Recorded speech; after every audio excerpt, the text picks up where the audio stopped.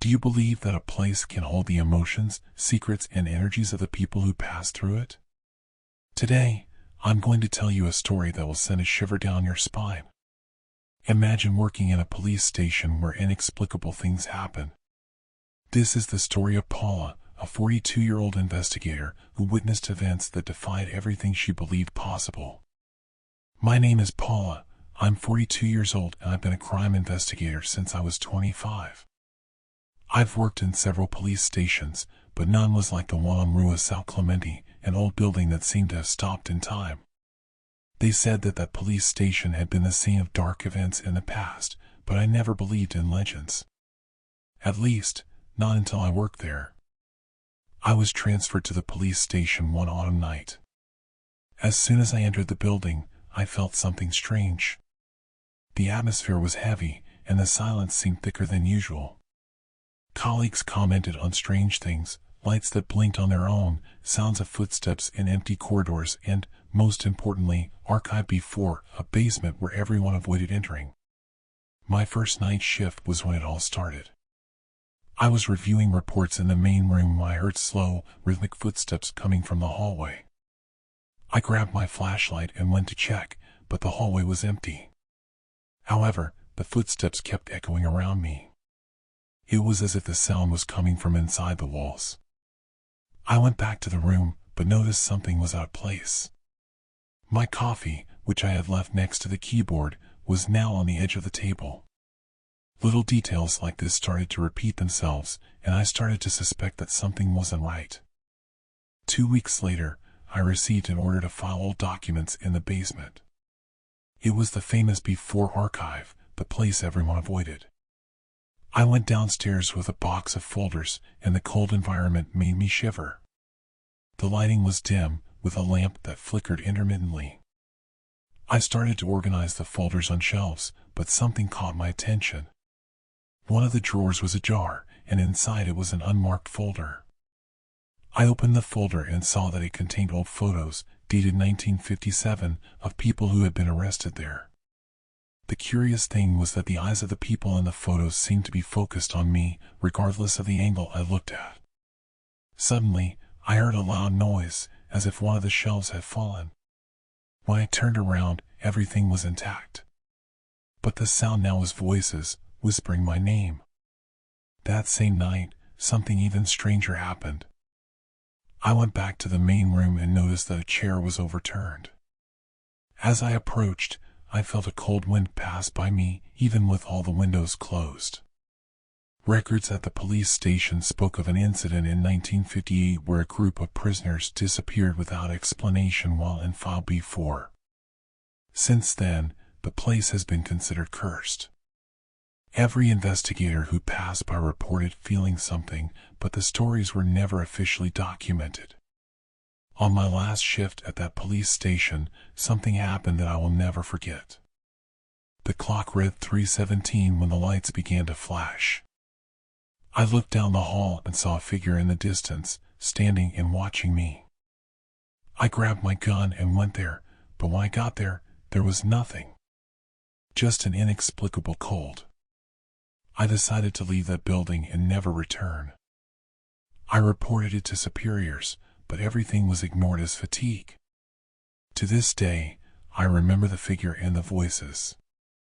I believe that something or someone still lives in that police station, trapped between time and reality. It all started when I was hired to locate a missing woman named Isabella. She had last been seen in an old neighborhood of the city, where an old Gothic mansion had stood abandoned for decades. They said the place was cursed, but I never believed those stories, until then. As soon as I arrived at the mansion, a storm began to rage, accompanied by a sharp wind that made the trees dance ominously. The structure of the mansion was immense and decaying, with broken windows and doors that creaked ominously as I entered. In the main hall, a large chandelier swayed, as if it had just been touched, despite no one being there.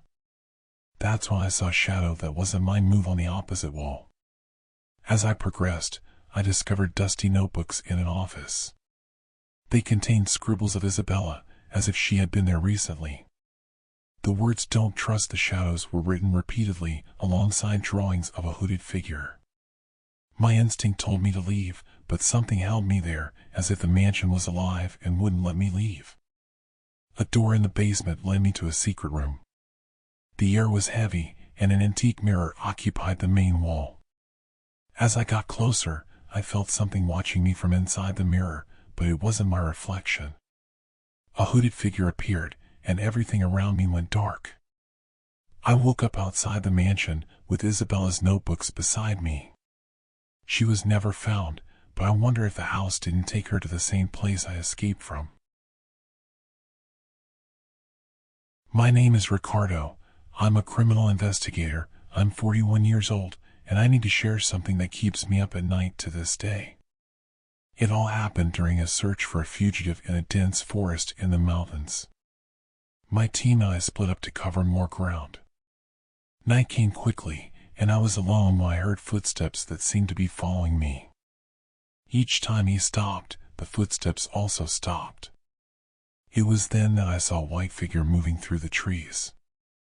I thought she was the fugitive, but when I followed her, I realized she was too tall, almost unreal. The sound of children's laughter echoed through the forest, but I was more than 20 kilometers from any village. The wind carried whispers that seemed to call my name. I arrived at a clearing where I found an old hut with a broken mirror on the door. Inside, there were burning candles and drawings of eyes on the walls. Suddenly, I felt a presence behind me. I turned around and saw the white figure up close. She had no face, just a smooth surface like a mirror. He screamed with a sound that sounded like metal being scratched. As I backed away, I stumbled upon a notebook with the fugitive's name and drawings similar to what I saw on the walls. He was also being hunted for the same thing. I escaped the forest at dawn, but I never found the fugitive again. My boss closed the case for lack of evidence, but I know something in those woods didn't want to be found. Sergeant Diaz was a man used to dealing with the worst of humanity. Years of service at the downtown police station had hardened his heart, making him immune to almost everything. But something strange was happening in the corridors of that old building, and even the most experienced police officer felt a shiver run down his spine. It all started with inexplicable noises. Doors creaked by themselves, objects fell from shelves, and an icy cold took over some rooms, even at the height of summer. At first, Diaz attributed the events to rats or a problem with the electrical installation. However, the occurrences intensified, becoming increasingly bizarre. One day, upon entering his office, Diaz found all his files scattered across the floor, as if an invisible force had thrown them there. And it wasn't the first time something like this had happened. The other police officers at the station also reported strange experiences. Shadows moved in corners, voices whispered their names in the empty corridors, and, on some occasions, they felt an icy touch on their shoulders. Diaz decided to investigate the case on his own. He spent entire nights at the police station, searching the files in search of some explanation. He discovered that the police station had been built on an old Indian cemetery, but he found nothing that could justify the paranormal phenomena. He consulted a priest, a medium, and even a scientist, but no one was able to offer a concrete explanation. With each new attempt, the mystery deepened. The tension in the police station was palpable. Police officers, previously fearless, began to avoid certain locations and work in pairs. Diaz, increasingly obsessed with unraveling the enigma, began to have disturbing visions. He dreamed of shadowy figures, with glowing eyes, watching him from the dark. The line between reality and fantasy was beginning to blur. One day, while examining an old map of the city, Diaz noticed something strange, an indigenous symbol drawn in one of the corners. It was the same symbol he had seen in his dreams. Intrigued, he decided to investigate the meaning of that symbol in depth. After weeks of research, Diaz finally found an expert in indigenous cultures who was able to decipher the meaning of the symbol. It was a symbol of protection, but also of revenge. According to the expert, the tribe that had been decimated to make way for the city had cursed the place. Armed with this new information, Diaz decided to perform a purification ritual at the police station. He summoned an indigenous shaman to perform this ceremony, hoping to appease the spirits of the ancestors. The ritual was long and intense. In the end, the shaman stated that the spirits had been calmed, but that the curse had not been completely broken. Diaz felt immense relief, but also deep sadness. After all, he would never know for sure what had happened at that police station and whether the spirits had really left. From that day on, paranormal activities at the police station decreased considerably. However, Diaz was never the same again. The experience had marked him deeply, and he never stopped believing in the supernatural.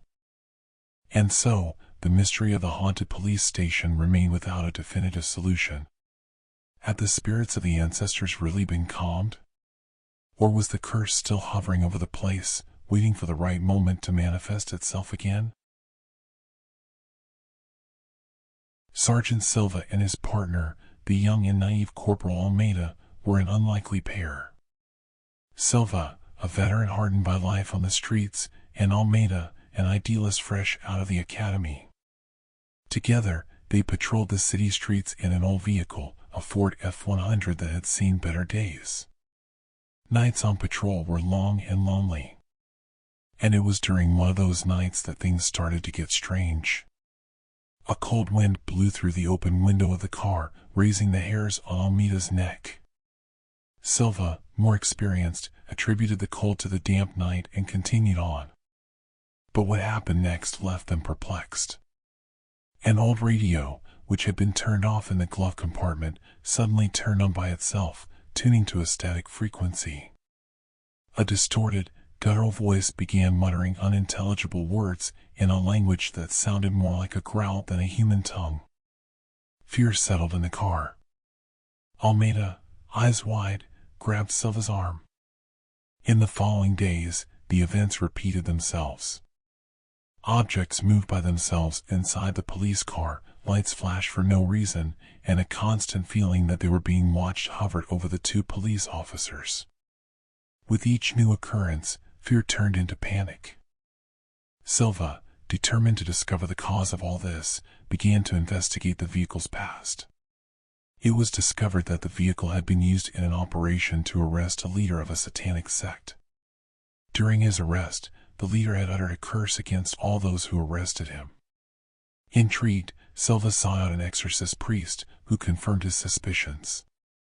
According to the priest, the vehicle had been cursed and was being tormented by dark forces.